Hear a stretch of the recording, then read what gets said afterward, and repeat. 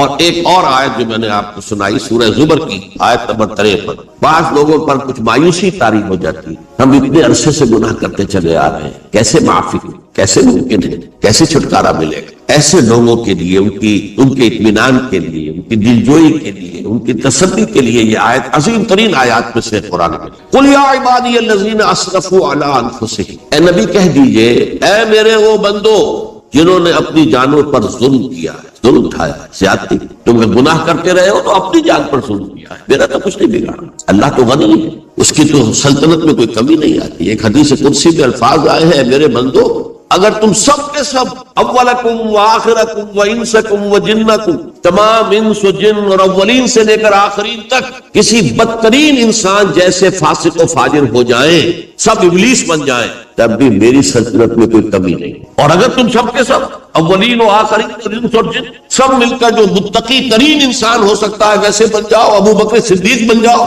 تب بھی میری سلطنت میں کوئی اضافہ نہیں۔ تو اللہ تعالیٰ کا تو کچھ بگڑتا نہیں ہے، انسان گناہ کرتا ہے تو اپنا نقصان۔ قل یا عبادی الذین اسرفوا علی انفسہم، کہہ دیجئے اے نبی اے میرے وہ بندو جنہوں نے اپنی جانوں پر ظلم کیا ہے، ستم کیا ہے، ظلم اٹھایا ہے، لا تقنطوا من رحمت اللہ۔ میں آج بعض حدیثیں اس موضوع پر آپ کو سناؤں گا، عجیب چشم کشا حدیثیں ہیں۔ میں نے چونکہ اس موضوع پر گفتگو کرنی تھی تو میں نے کچھ اس مرتبہ احادیث کا تفحص کیا، تو واقعہ یہ ہے کہ بعض احادیث پڑھ کر خود میری جو ہے میرے علم میں اضافہ ہوا، ادھر میری توجہ آج تک نہیں گئی تھی۔ لا تقنطوا من رحمت اللہ، اللہ کی رحمت سے مایوس مت، ان اللہ یغفر الذنوب جميعا، اللہ تعالیٰ تمام کے تمام گناہ معاف کرتا ہے۔ اللہ تعالیٰ کی قدرت ہے، اللہ کا اختیار ہے، اللہ کا فیصلہ ہے، لہذا مایوس نہ ہو، اصلاح کا۔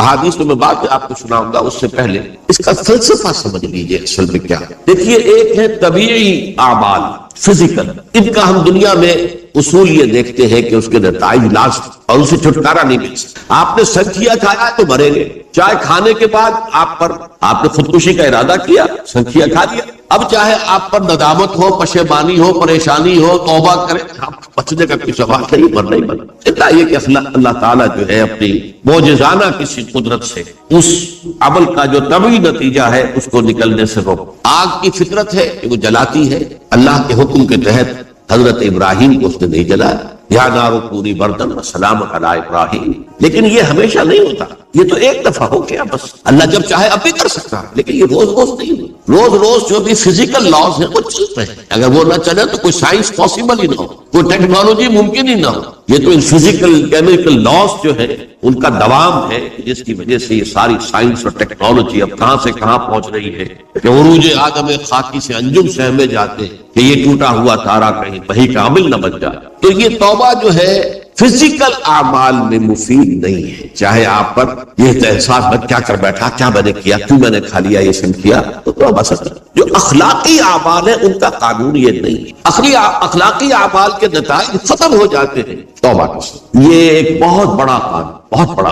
ایسا نہیں ہے کہ کسی گناہ سے انسان کی فطرت میں کوئی ایسی مستقل کجی واقع ہو جائے کہ جس کی اصلاح کی کوئی صورت ہی نہیں۔ بڑے سے بڑے توبہ کرو، خلوص سے دل سے کرو، جو اس کے اصول ہیں، جو اس کے قواعد ہیں، جو اس کے ضوابط ہیں، جو اس کی شرائط ان کو پورا کرو، تو بڑے سے بڑے، برے سے برے اعمال۔ میں حدیثیں آج آپ کو سناؤں گا، حیران، کیونکہ عام طور پر یہی ہوتا ہے کہ مواعظ میں چونکہ لوگوں کو اصلاح کی ترغیب دلانی ہوتی ہے تو وہ جو انذار کا پہلو ہے اسے زیادہ نمایاں کیا، اللہ کی طرف سے شدید الانتقام، اللہ انتقام دے، اللہ سزا دینے والا۔ لیکن یہ دوسرا پہلو جو ہے وہ بھی اپنی جگہ پر بہت اہمیت کا کہ طبیعی اعمال کے نتائج اور عواقب اور اخلاقی اعمال کے نتائج اور عواقب یہ ایک جیسے نہیں۔ اب اس معاملے میں تاریخ مذاہب عالم میں جو بہت بڑی غلطی ہوئی، تورات میں حضرت آدم اور حوا علیہ السلام سے جو غلطی اور خطا ہو گئی تھی، آپ اندازہ کیجئے کیا مقام اللہ نے عطا کیا تھا، سارے فرشتوں کو ان کے سامنے سجدہ کروا دیا تھا،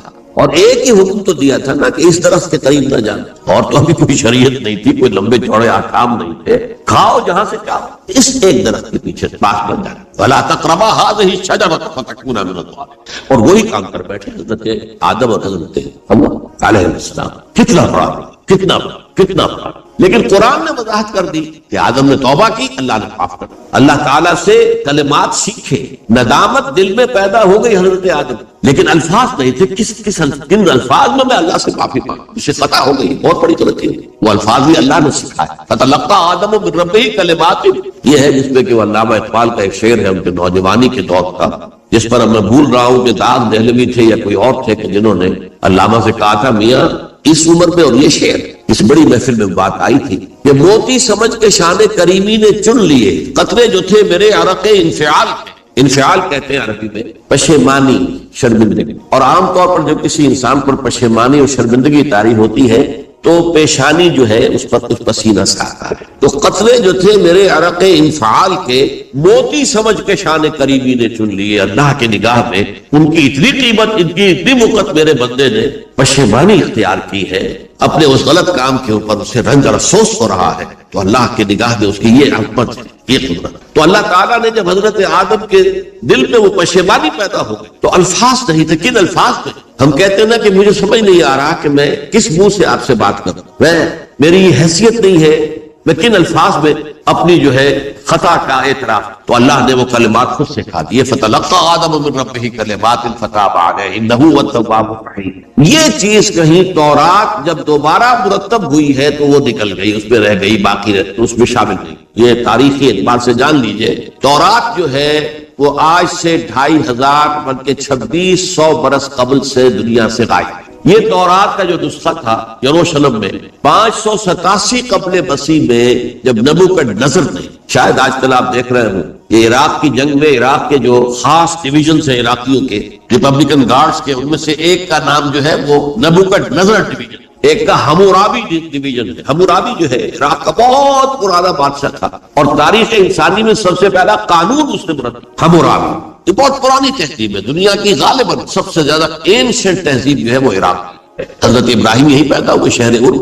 تو نبوکدنضر نے جب تباہ کیا تھا یروشلم کو، 6 لاکھ آدمیوں کو قتل کیا اور 6 لاکھ کو قیدی بنا کر لے گیا بیبیلونیا. بابل کا لفظ بھی آج کر آ رہا. کسی زمانے میں وہ عظیم شہر تھا دنیا کا، وہ معمولی سا شہر رہ گیا، نئے شہر بڑھ گئے. تو اس وقت سے اس نے جب یروشلم میں جو ہیکل سلیمانی حضرت سلیمان کی بنائی ہوئی مسجد تھی اس کو جب گرایا، اس کے بعد سے وہیں پر وہ نسخہ رکھا ہوا تھا. پھر دنیا میں وہ نسخہ یہودیوں کا کہنا ہے کہ موجود ہے. مسجد اقصی کے نیچے وہ جب اس نے گرایا تھا تو جو نیچے تہخانے تھے وہ نہیں گرے تھے، وہ محفوظ رہتے، اوپر ملبہ آ گیا. اور وہیں پر وہ تورات اور وہ تابوت سکینہ جس میں حضرت موسیٰ کا عصا بھی رکھا ہوا ہے اور بہت سے وہ من اور سلوہ کے بھی نمونے رکھے ہوئے ہیں، وہ تابوت سکینہ اس کا قرآن مجید میں سورہ بقرہ میں ذکر ہے، وہ بھی موجود ہے. اور جو ربائی وہاں اس وقت تھے ان کے علماء، ان کی لاشیں بھی وہاں پڑی ہوئی. وہ جب ہم کھدائی کریں گے تو دنیا میں سامنے. لیکن بہرحال اس وقت جو مجھے کہنا تھا وہ یہ کہ چونکہ اصل تورات اس وقت گم ہو گئی، 150 سال کے بعد اسے پھر یادداشتوں سے کچھ مرتب کیا گیا تو اس میں غلطیاں پیدا ہوئی. اب انسانی یادداشت کا معاملہ آ گیا.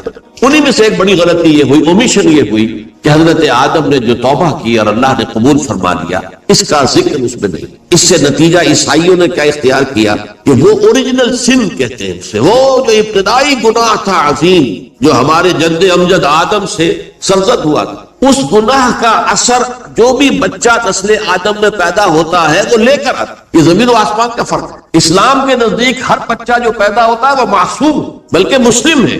کل مولود یولد علی الفطرہ، جو بھی بچہ پیدا ہوتا ہے وہ فطرت اسلام پر پیدا ہوتا ہے. وَأَبَوَاهُ يُهَوِّدَانِهِ أَوْ يُمَجِّسَانِهِ أَوْ يُنَصِّرَانِهِ، یہ تو والدین ہیں اس کے جو اسے مجوسی یا عیسائی یا یہودی بنا لیتے ہیں، ورنہ وہ تو مسلمان ہو، فطرت کی کلین سلیٹ لے کر.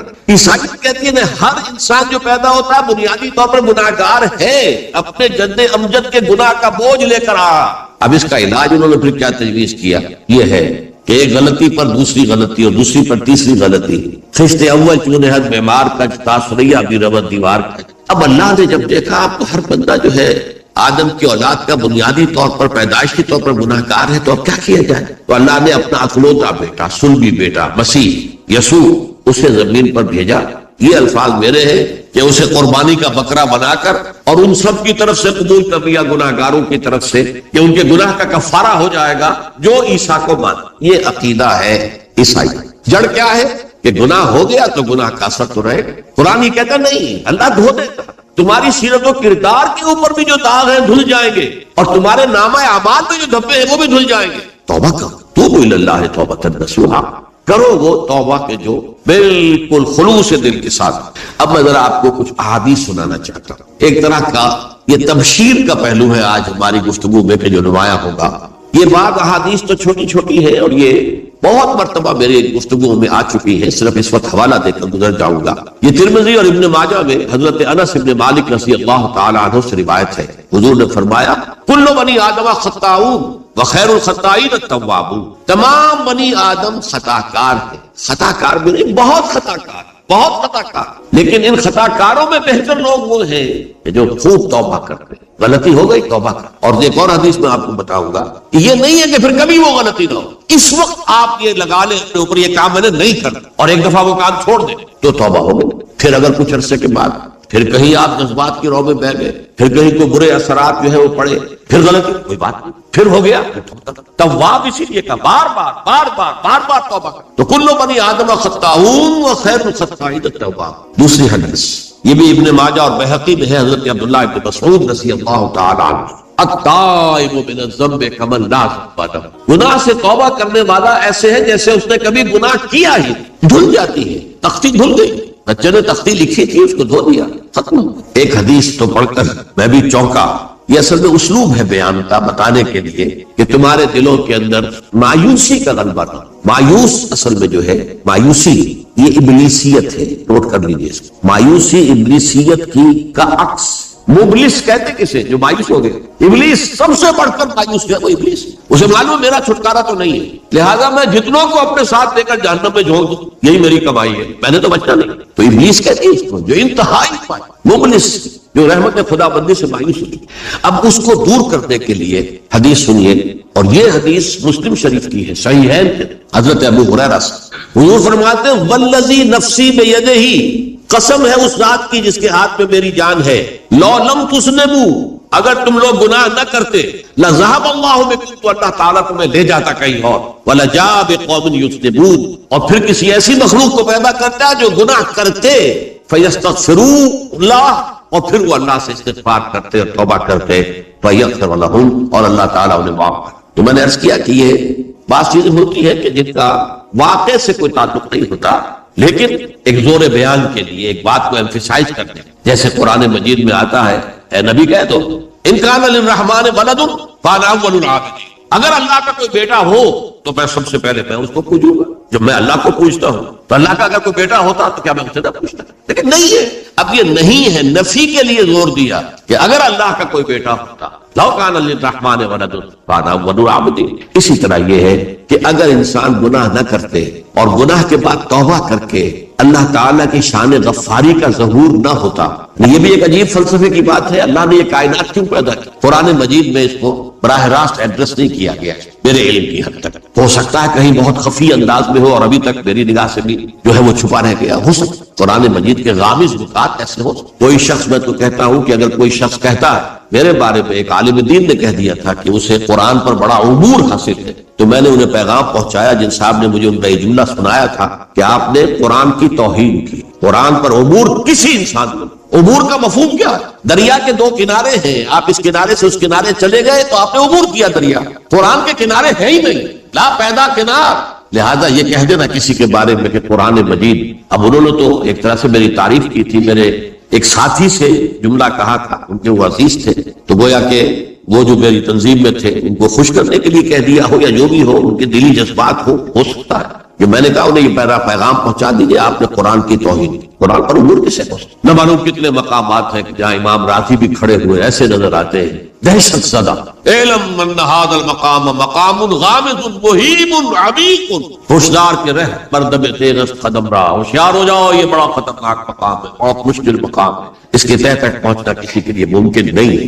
سورہ حدید کی آیت هو الاول والآخر والظاہر والباطن پر یہ الفاظ ہیں جو امام راضی نے لکھے۔ تو اس لیے میں آپ سے عرض کر رہا ہوں کہ یہ کہنے کا انداز ہے، والذی نفسی بیدہ لو لم تذنبوا، اس ہستی کی قسم جس کے ہاتھ میں میری جان ہے، اگر تم گناہ نہ کرتے، تو میں عرض کر رہا تھا تو اللہ کی شان غفاری کیسے ظاہر ہوتی؟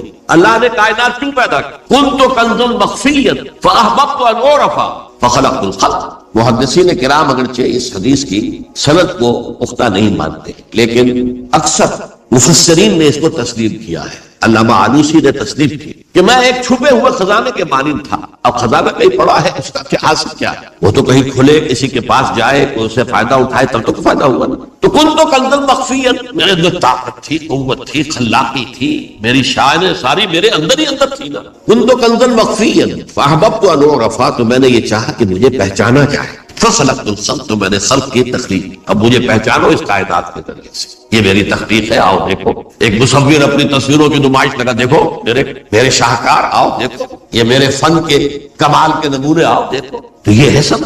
دیکھو زمین آسمان، ان فی خلق السماوات والارض واختلاف اللیل والنہار والفلک التی تجری فی البحر بما ينفع الناس وما انزل اللہ من السماء من ماء فاحیا به الارض من بعد موتها. یہ ساری آیات ہیں محترم. اور اسی لیے انسان کو پیدا کیا جس میں یہ فیکلٹی آف اپریسیشن، اللہ کے حسن و جمال و کمال کو پہچاننے کی صلاحیت. ورنہ ظاہر بات ہے کہ یہ جمادات کیا پہچانیں گے، پہاڑ کیا پہچانیں گے؟ اللہ کو پہچاننے کی صلاحیت انسان. تو یہ چونکہ ایک فلسفہ ہے باقاعدہ، یہ اللہ نے تعالیٰ.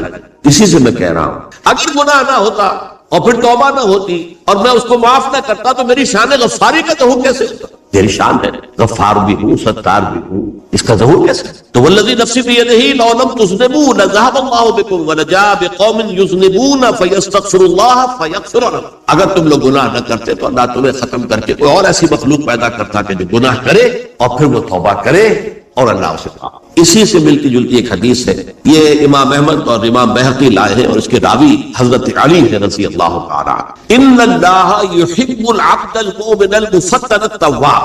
اللہ تعالیٰ کو بہت محبت ہے، یحب. اب دیکھیے ایک طرف وہ آیات ذہن میں لائیے، اللہ تعالیٰ کن سے محبت کرتا ہے؟ واللہ یحب المحسنین. یا وہ لوگ ان اللہ یحب الذین یقاتلون فی سبیلہ صفا کانہم بنیان مرصوص. اللہ محبت کرتا ہے اپنے ان بندوں سے جو اس کی راہ میں جنگ کرتے ہیں صفے باندھ کر، گویا سیسا پلائی ہوئی دیوار. یہ ہے مثبت کام، نیک کام. محسنین اللہ کی راہ میں قتال کرنے والے. یا اس کے برعکس کہا جا ان اللہ یحب، اللہ تعالیٰ محبت کرتا ہے اپنے اس بندے سے العبد المومن، جو مومن ہو. اس کی ایک اور بڑی پیاری حدیث آئے گی، المفتن التواب، جو بہت فتنوں میں مبتلا ہو جاتا ہو اور پھر بہت توبہ کرتا ہو. مفتن التواب، لیکن ساتھ ہی پلٹتا ہو، رجوع کرتا ہو، پھر اللہ کے حضور میں حاضر ہوتا ہو، پھر معافی مانگتا ہو. اللہ تعالیٰ کو اپنا ایسا بندہ بہت پسند. اب میں کچھ اور حدیثیں آپ کو سنا رہا ہوں. توبہ کا دروازہ دو اعتبارات سے کہا گیا ہے کہ ایک وقت آنے پر بند. ایک حدیث کے تو الفاظ میں نوٹ کر کے نہیں لایا ہوں کہ اللہ تعالیٰ نے توبہ کا ایک دروازہ اتنا چوڑا کھلا رکھا ہوا ہے کہ جس کو عبور کرنا جو ہے وہ سال ہر سال میں ممکن ہو، اور یہ بند نہیں ہوتا جب تک کہ سورج مغرب سے طلوع نہ ہو. یہ قیامت کی جو آخری، قریب قیامت کی جو آخری نشانیاں ہیں، ان میں سے وہی حدیث میں آپ کو سنا رہا ہوں. عن ابی ہریرہ رضی اللہ تعالی عنہ، اور یہ مسلم شریف کی روایت ہے، من تاب قبل ان تطلع الشمس من مغربها تاب اللہ علیہ. سورج کے مغرب سے طلوع ہونے سے قبل تک جو لوگ توبہ کریں گے اللہ تعالیٰ ان کی توبہ قبول کر لے گا. البتہ جب وہ قیامت کی وہ نشانی ظاہر ہو جائے کہ سورج مغرب سے طلوع ہو رہا ہے، اب دروازہ توبہ کا ہے. اب اس کے بعد اگر توبہ کوئی کرتا ہے تو اللہ تعالیٰ اس کی توبہ کو قبول نہیں کرے. یہ تو اجتماعی سطح پر ہوئی. انفرادی سطح پر عن عبداللہ ابن عمر رضی اللہ تعالیٰ عنہ عن النبی صلی اللہ علیہ وسلم قال ان اللہ عز وجل یقبل توبۃ العبد ما لم یغرغر. یہ ترمذی میں ہے حضرت عبداللہ ابن عمر رضی اللہ تعالیٰ عنہ سے کہ اللہ تعالیٰ اپنے بندے کی توبہ قبول کرتا ہے جب تک کہ وہ جسے ہم کہتے ہیں گھنگرو نہ بولنے لگے حلق کے اندر، جبکہ نزع، عالم نزع ہو اور جان جو ہے وہ آ کر پھر یہاں اٹکتی ہے، تو اس وقت تک دروازہ کھلا ہے توبہ. لیکن جب یہ شکل ہو گئی تو دروازہ کھلا. یہ انفرادی سطح پر ہو گیا. جب آپ کے موت کے آثار اتنے واضح ہو گئے کہ اب جا رہے ہیں، اب توبہ کریں گے تو اب توبہ قبول نہیں. اجتماعی سطح پر جب قیامت جو ہے اس کی وہ گھڑی آ گئی کہ سورج مغرب سے طلوع ہو گیا، اب توبہ کا دروازہ بند. ایک اور حدیث ہے جو میں نے بہت مرتبہ اس کا ترجمہ تو آپ کو بہت دفعہ سنایا ہے، آج میں چاہتا ہوں اس کو پورے متن کے ساتھ آپ کے سامنے. یہ حضرت انس بن مالک رضی اللہ تعالیٰ عنہ سے مروی روایت ہے جو حضور کے خادم خاص تھے. اور یہ متفق علیہ بھی ہے، یعنی بخاری میں بھی ہے، مسلم میں بھی، لیکن تھوڑا سا فرق ہے الفاظ کا۔ تو جو مسلم شریف کی روایت ہے اس کے الفاظ کیا ہیں؟ للہ اشد فرحا بتوبۃ عبدہ حین یتوب الیہ، جان لو اللہ تعالیٰ کو زیادہ خوشی ہوتی ہے اپنے کسی گناہ گار بندے کی توبہ سے جبکہ وہ توبہ کرتا ہے۔ کس سے زیادہ ہوتی ہے؟ اس کی ایک تمثیل کی، من احدکم، ایک ایسے شخص سے بھی زیادہ بڑھ کر خوشی ہوتی ہے، کان علی راحلتہ بارض الفلات، کہ جو بہت ہی دور دراز کے سنسان علاقے میں سفر کر رہا تھا، فانتحرفت منہ، اس کی سواری جو ہے گم ہو گئی، وعلیہا طعامہ وشرابہ، اسی پر اس کا کھانا بھی تھا اور پانی بھی تھا، اونٹنی پر سفر کر رہا تھا، اسی پر ہوتا ہے راحلہ جو ہے راستے کا سامان، اچانک کہیں بیٹھا ہے تھوڑی دیر کے لیے سستانے کے لیے، کہیں اونٹ آ گئی اور اونٹنی صاحب بغائی، اب آنکھ کھلی اور اس نے دیکھا، فَأَيَّسَ مِنْهُ، تلاش کر کر کے مایوس ہو گیا کہیں اونٹنی کا سراغ۔ اب ظاہر بات ہے کسی صحرا میں یہ کیفیت، اس کا مطلب کیا ہے؟ یقینی موت۔ فَأَتَىٰ شَجَرَةً فَاسْتَجَعَ فِي ظِلِّهَا وَقَدْ أَيَسَ مِنْ رَاحِلَتِهِ، تو وہ ایک درخت کے نیچے اس کے سائے میں آ کے لیٹ گیا، گویا کہ موت کی امید۔ فَبَيْنَهُمَا وَهُوَ كَذَلِكَ إِذْ هُوَ بِهَا قَائِمٌ، اس کی کہیں دوبارہ آنکھ لگی ہے، جو کھولا تو دیکھا اونٹنی تو موجود ہے کھڑی، تو وہ فوراً اس کی وہ جو رسی ہے وہ پکڑتا ہے، فَأَخَذَ بِخِتَامِهَا ثُمَّ قَالَ مِن شِدَّةِ الْفَرْحِ، اب جو اسے مسرت ہوئی اس کا آپ اندازہ کر سکتے ہیں، ایک یقینی موت کا معاملہ آ چکا تھا، اور اچانک اللہ تعالیٰ نے کھوئی ہوئی اونٹنی جو ہے وہ واپس دلا دی۔ تو وہ کہنا تو یہ چاہتا تھا، اللہ تو میرا رب ہے، میں تیرا بندہ ہوں، لیکن جسے ہم کہتے ہیں کہ خوشی کی انتہا فرط مسرت پہ ایسی زبان لڑکھڑائی، اس نے کہا اللہم انت عبدی وانا ربک، اے اللہ تو میرا بندہ ہے، میں تیرا رب۔ یہ کہنا تو یہ کیا ہے؟ فرط مسرت، جسے آپ خوشی کی انتہا، کہ جس میں انسان جو ہے اتنی بڑی خطا کر بیٹھتا، اللہ کو اپنے کسی گناہ گار بندے کی توبہ سے اس سے بھی زیادہ۔ اور ظاہر بات ہے کہ تماثیل کس لیے؟ بعض لطائف، بعض حقائق اتنے لطیف ہوتے ہیں کہ ان کو بیان نہیں کیا جا سکتا بتمام کمال، تو مثالوں کا سہارا لیں۔ اللہ کو کتنی خوشی ہوتی کیا سمجھیں گے؟ لہذا یہ مثال تو سمجھ میں آ گئی نا کہ ایک لقودق صحرا میں انسان سفر کر رہا تھا، ایک ہی اونٹنی ہے، اسی پر اس کا پانی ہے، اسی پر اس کا کھانا ہے، کہیں ٹھہرا ہے تھوڑی دیر کے لیے، اونٹنی غائب، اور اس کے بعد تلاش کر کے شمال مغرب جنوب ہر جگہ دیکھ لیا، اب تک کہیں اونٹنی کا سراغ نہیں، اب موت کے انتظار کرے کہ اچانک دیکھتا ہے کہ اونٹنی موجود، تو وہ شدت فرح میں یہ کہہ بیٹھتا ہے اللہم انت رب انت عبدی وانا ربک انا للہ و انا الیہ راجعون۔ اب دیکھیے ایک حدیث وہ آ رہی ہے، اور اس کو یوں سمجھیے، اللہ تعالیٰ نے جو انسان پیدا کیے ہیں ان کے مزاج مختلف، ان میں کچھ لوگ ہوتے ہیں جو قوی ہوتے ہیں ارادے کے، جو فیصلہ کر لیا ڈٹ کر، کچھ لوگوں میں وہ قوت ارادی اتنی مضبوط نہیں ہوتی، وہ ادھر ادھر سوچتے رہتے ہیں، کچھ لوگ جسمانی طور پر بہت توانا ہوتے ہیں، کچھ لوگ جسمانی طور پر پیدائشی طور پر کمزور ہوتے ہیں۔ تو اگر کوئی قوت ارادی کمزور رکھنے والا شخص ہے، وہ بھی تو اللہ کی تخلیق ہے، اللہ کا بندہ ہے، خطاؤں کا ظہور ہو جاتا ہے، توبہ کرتا ہے، پھر کچھ عرصے کے بعد پھر خطا کا ظہور ہو جاتا ہے، پھر توبہ کرتا ہے، تو ہم تو یہ سمجھیں گے کہ ایک حد کے بعد پھر اس کی توبہ قبول نہیں ہوتی۔ لیکن حدیث سنیے، وعن ابی ہریرہ رضی اللہ تعالی عنہ قال قال رسول اللہ صلی اللہ علیہ وسلم ان عبدا اذنب ذنبا، یقیناً ایک بندہ جو ہے وہ ایک گناہ کرتا ہے، فقال، پھر وہ کہتا ہے رب، اے میرے پروردگار، اذنبت فاغفر، مجھ سے گناہ ہو گیا ہے مجھے معاف۔ فقال ربہ، تو پروردگار یہ کہتا ہے اعلم عبدی ان لہ ربا یغفر الذنب ویاخذ بہ، میرا یہ بندہ یہ جانتا ہے اس کا ایک رب ہے جو گناہ معاف بھی کر سکتا ہے اور سزا دے بھی سکتا ہے۔ کیا معنی ہوئی؟ گناہ اس نے کیا ہے لیکن جانتا ہے اللہ کہ وہ معاف بھی فرما سکتا ہے، تبھی تو وہ اللہ سے معافی کی درخواست کرتا ہے۔ اس کے اس جاننے کی بنیاد پر، اس کے اس علم کی بنیاد پر، اس کے اس ایمان کی بنیاد پر فرمایا غفرت لعبدی، میں نے اپنے بندے کو معاف کر دیا۔ ثم مکث ما شاء اللہ، پھر وقت گزرا جتنا کہ اللہ نے چاہا، ثم اذنب ذنبا، پھر اس سے گناہ ہو گیا، فقال رب اذنبت ذنبا فاغفر، پھر کہتا ہے پروردگار مجھ سے گناہ ہو گیا، پھر مجھے معاف فرما دے۔ فقال ربہ، اللہ فرماتا ہے عالم عبدی ان لہ ربا یغفر الذنب ویاخذ بہ، میرا بندہ ہے نا جو جانتا ہے کہ اس کا ایک رب ہے، ایمان باللہ اس کے اندر ہے، تبھی تو پکار رہا ہے، اور یہ بھی جانتا ہے کہ وہ گناہ معاف بھی کر سکتا ہے، اور چاہے تو پکڑ بھی سکتا ہے، سزا بھی دے سکتا ہے۔ تو فرمایا، اللہ تعالیٰ فرماتے ہیں میں نے فرمایا کہ میں نے معاف۔ ثم مکث ما شاء اللہ، پھر ایک عرصہ گزرا اس کے بعد، ثم اذنب ذنبا، پھر اس نے گناہ کیا. قال رب اذنبت ذنبا آخر، اس نے کہا پروردگار میں نے تو پھر ایک گناہ کر دیا، فاغفر لی، مجھے بخش دے. فقال اعلم عبدی ان له ربا یغفر الذنوب ویأخذ به، میرا بندہ جانتا ہے نا کہ اس کا ایک رب ہے جسے وہ پکار رہا ہے، کہ وہ جانتا ہے کہ اسے اختیار حاصل ہے کہ چاہے تو بخش دے اور چاہے تو پکڑ دے. اس کے اس علم، اس ایمان کی بنیاد پر میں نے اسے معاف کیا. ایک اور حدیث، میں نے چونکہ اس گفتگو کے لیے ان احادیث کا تفحص کیا ہے، یہ تو بہت سے حدیثیں میں نے ان میں سے کچھ چنی ہے. ہمارے پاس واعظ ناصح وہ بھی کسی شخص کو روکتے رہے، برائیوں سے روکتے رہے، نہیں رکتا تو کہیں غصے میں آ کے اللہ تجھے کبھی معاف نہیں کرے. یہ کتنا بڑا جرم ہے، اس کا اندازہ کیجئے. اس حدیث تم میرے بندے کو میری رحمت سے مایوس کر رہے، کتنا بڑا جرم ہے، اس کا اندازہ کیجئے. یہ مسلم شریف کی روایت ہے عن جندب، حضرت جندب رضی اللہ تعالی عنہ سے، ان رسول اللہ صلی اللہ علیہ وسلم حدث، کہ اللہ کے رسول صلی اللہ علیہ وسلم نے ایک واقعہ بیان کیا. ان رجلا قال، کہ ایک شخص نے یہ کہا، واللہ لا یغفر اللہ لفلان، کہ خدا کی قسم اللہ تعالیٰ فلاں شخص کو کبھی معاف نہیں کرے. وان اللہ تعالی قال، اس پر اللہ تعالیٰ نے یہ فرمایا، من ذا الذی یتعالی علیہ، یہ کون ہے جو میرے اوپر حکومت کرنے والا آ گیا، جو میری طرف سے حکم لگا رہا کہ میں کبھی معاف نہیں کروں گا. من ذا الذی، کون ہے وہ شخص، الذی یتعالی علیہ انی لا اغفر لفلان، کہ میں فلاں شخص کو کبھی معاف نہیں کروں گا. قد غفرت لفلان، اس کو تو میں نے معاف کر دیا. واحبطت عملہ، اس شخص کے تمام اعمال میں نے ضائع کر کہ تم نے میرے بندے کو مایوس کیا.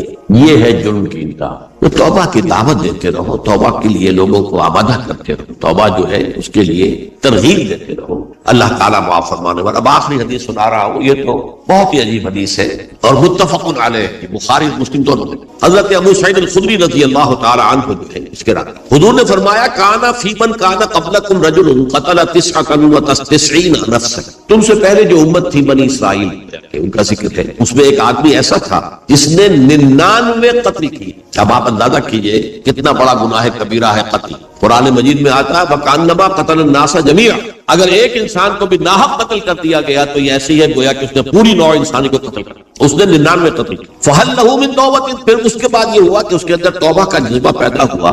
فَسَأَلَ عَنْ أَعْلَمِ أَهْلِ الْأَرْضِ، تو اس نے پھر سوال کیا، لوگوں سے پوچھا کہ زمین میں رہنے والوں میں کون سب سے بڑا عالم ہے. فَدُلَّ عَلَى رَاهِبٍ، تو اسے بتایا گیا فلاں راہب فلاں جگہ پر ہے، وہ بہت نیک ہے، بڑا عالم. فَأَتَاهُ، وہ اس کے پاس آیا.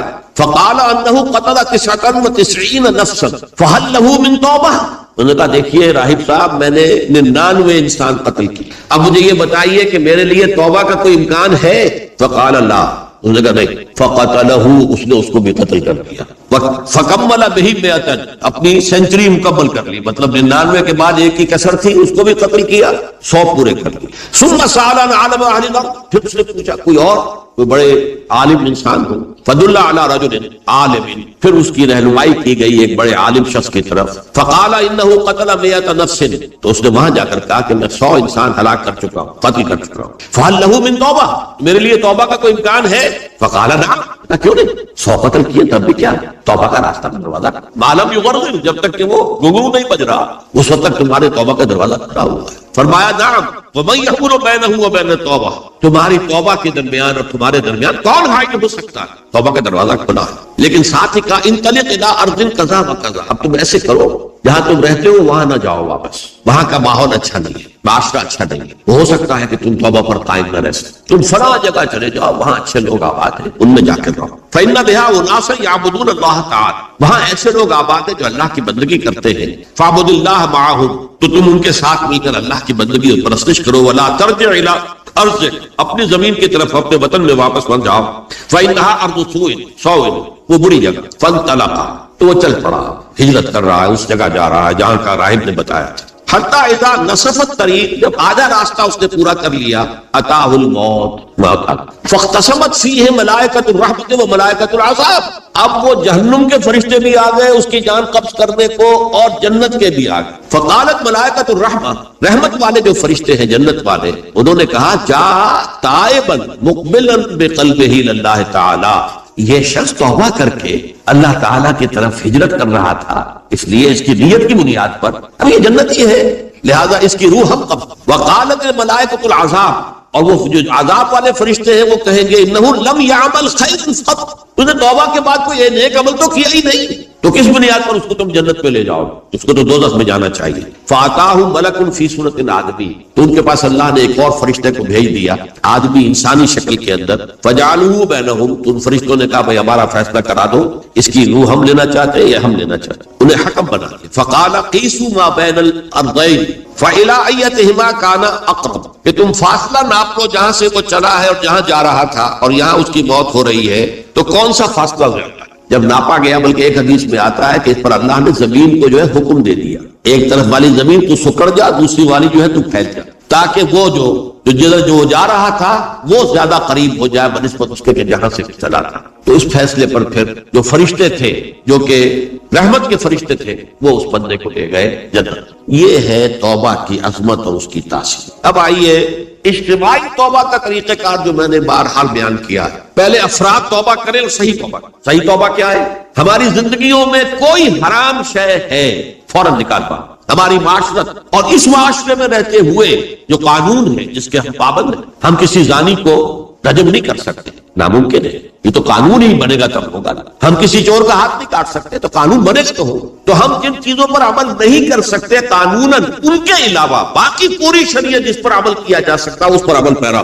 سود میں بند نہیں کر سکتا، بینکوں کو میں آگ نہیں لگا سکتا، اور بینکوں کو آگ لگا دیں گے تبھی سود تو ختم نہیں ہو. لیکن یہ تو کر سکتا ہوں کہ براہ راست سود میں ملوث نہ ہوں، سود پر قرضہ لے کر اپنا کاروبار نہ چمکاؤں، نہ بڑھاؤں، سود پر قرضہ لے کر اپنے مکان نہ اونچا کروں. یہ تو کر سکتا ہوں. تو کم سے کم جو ڈائریکٹ کسی نے قانون نہیں بنایا کہ لازم ہے آپ پر کہ آپ سودی قرضہ لیں اور اپنی بلڈنگ عالی شان بنا لیں، کسی نے نہیں کی. یہ اگر کر رہے ہیں تو آپ مجرم. آپ کے معاشرے میں کوئی قانون نہیں بنا کہ پردہ ختم، برقع حرام. مثل یہ ترکی میں تو کر دیا گیا برقع حرام. وہاں تو سر کو اوپر جو ہے ڈھانپنا جو ہے، سکارف لینا بھی ممنوع ہے. یہاں تو نہیں. پھر یہاں جنہوں نے چھوڑا ہے مجرم خود ہے. یہاں تو اللہ کا شکر ہے کوئی ایسا مصطفیٰ کمال پیدا آج تک نہیں ہوا ہے کہ جس نے ان چیزوں کا حکم دیا. ہاں ترغیب ہے ذرائع ابلاغ کے ذریعے سے، فحاشی ہے، اریانی ہے، لیکن چوز آپ خود کرتے ہیں، فیصلے کا اختیار آپ کا. تو جن چیزوں کے اندر بھی گناہ سے بچنے کا امکان ہے اس کو عملاً ترک کیا جائے.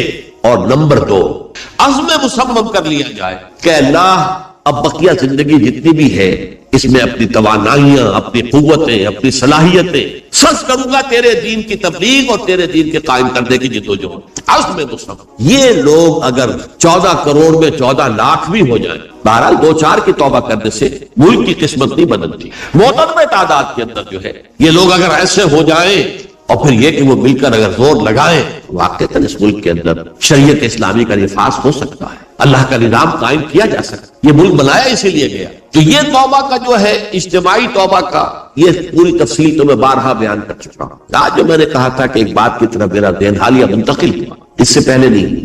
یہ توبہ کرنے والے لوگ جب تک 14 لاکھ نہیں ہے، 1400 ہی ہو، لیکن یہ اگر دعا کریں گے اللہ تعالیٰ کے خلوص کے ساتھ تو ان کی دعا قبول ہو. دعا بہت بڑی ہے. الدعاء مخ العبادہ. ٹھیک ہے، بڑا لمبا راستہ لگتا ہے یہ کہ 14 لاکھ انسان توبہ کرے یا 2 لاکھ یا 3 لاکھ انسان توبہ کرے، صحیح معنی میں توبہ کرے، اور پھر وہ جمع ہو، ایک طاقت بنے، تن من دھن لگانے کے لیے، جانے دینے کے لیے تیار ہو جائے. تو لگتا ہے یہ کہ کافی لمبا ہے کہ دراز و دور دیدم رہو رسم پارسائی. یہ تو بڑا لمبا راستہ ہے. اسی سے لوگ کہتے ہیں کہ بھئی کیا حل ہوا؟ تو حل جو ہے تو کوئی عملی حل تو نہیں. اس میں میرا ذہن منتقل ہوا ہے دعا.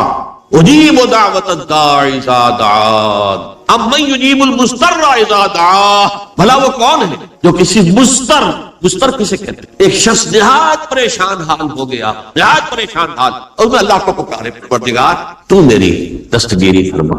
اللہ کسی اور طرف مجھے کوئی توقع نہیں رہی، کوئی نہیں رہا جس سے مجھے کوئی امید. یہ مضطر اضطرار کی حالت میں جب بالکل بے چین ہو کر اللہ کو پکارتا ہے تو اللہ اس کی دعا قبول. اور دعا کی حد یہاں تک بھی آتے ہیں الفاظ کہ لا یرد البلاء قضاء الا بالدعاء. تقدیر الہی کو بھی اس لیے 2 حصوں میں تقسیم کیا گیا. تقدیر مبرم، ایک تو اللہ کا وہ فیصلہ ہے جو ٹل نہیں سکتا کسی صورت میں. ایک تقدیر معلق ہوتی ہے تو صحیح اللہ کا فیصلہ، لیکن اس میں تبدیلی ہو سکتی ہے. یہ جو تقدیر معلق ہوتی ہے اس میں دعا انتہائی مؤثر شے ہے. لا یرد البلاء الا لا یرد القضاء الا بالدعاء. قضا جو ہے وہ نہیں بدل سکتی سوائے دعا.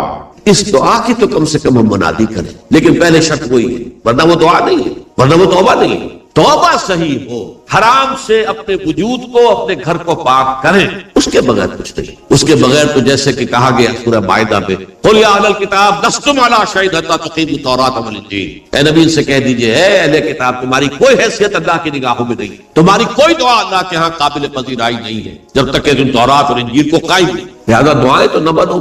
30 لاکھ آدمی جو ہے حج کے موقع پر کیسی کیسی دعائیں مانگتے ہیں. کہاں جا رہی ہیں دعائیں؟ کہاں ہے ان کی قبولیت کی آسان؟ توبہ صحیح ہو. اور توبہ کے بارے میں آج میں نے امکانی حد تک آپ کے سامنے آج ترغیب و تشویق کا پہلو رکھا ہے. مایوسی اس کو کہا بھی جاتا ہے، مایوسی کفر ہے. اور میں نے آپ سے کہا آج لا تقنطوا من رحمت اللہ ان اللہ یغفر الذنوب جميعا.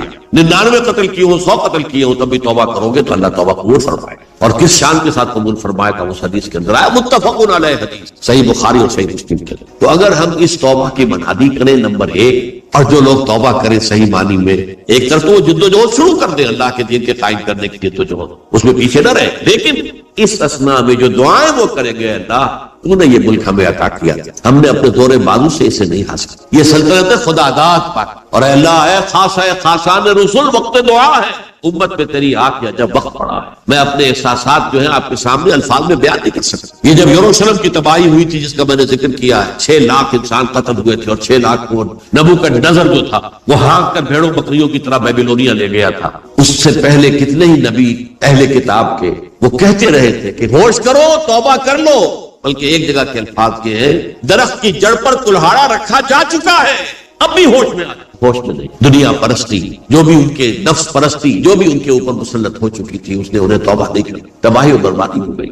آج ہماری نگاہوں کے سامنے عراق کے ساتھ کیا ہو، بغیر اس کے کہ کوئی جرم ہو، بغیر اس کے ہم تو بڑے بڑے جرم کر چکے ہیں. ان کی نگاہ نان پرولیفریشن ٹریٹی جو ہے اس کے خلاف ہمارا عمل جا رہا ہے. پوری دنیا کے اندر ان کا کہ ہم اس کو ایٹمی صلاحیت کو نہیں پھیلنے دیں گے. وہ ایک خاص وقت میں افغانستان میں انہیں ہماری ضرورت تھی اپنے اصل دشمن USSR اپنے مقابل کی طاقت کو ختم کرنے کی. اس وقت انہوں نے اپنا منہ پھیر لیا تھا، نہیں دیکھا تھا. اور ہمارے ہاں اللہ کی یہ رحمت آ گئی کہ ایٹمک صلاحیت بھی حاصل. اور پوری دنیا میں شاہ عبداللہ نے کہا تھا، پرنس عبداللہ نے، کہ یہ آپ کا نہیں ہے. یہ جو نواز شریف صاحب سے جب اس کا ہم نے دھماکہ کیا، یہ بم آپ کا نہیں ہے، یہ پوری امت مسلمہ. کیسے یہ برداشت کر سکتے ہیں یہودی اور یہودیوں کے اعلی کار عیسائی، خاص طور پر Protestants, west white Anglo Saxon Protestants. تو سمجھ لیجئے کہ پاکستان کی جڑوں پر بھی تیشہ رکھا جائے. یہ میرے احساسات کی اس سے کم میں تعبیر ہو نہیں سکتی، لیکن اب بھی امکان ہے، اب بھی امکان. توبہ کرو، توبہ کراؤ، مل جل کر طاقت بنو، کوشش کرو کہ یہاں اسلام کا نظام آ جائے. اور اس اسنا میں بھی دعا کرو اللہ تعالیٰ ہمیں مہلت عطا فرما دے، ہمیں کچھ اور مہلت عطا فرما دے. اے اللہ ہمیں کچھ اور مہلت عطا فرما دے.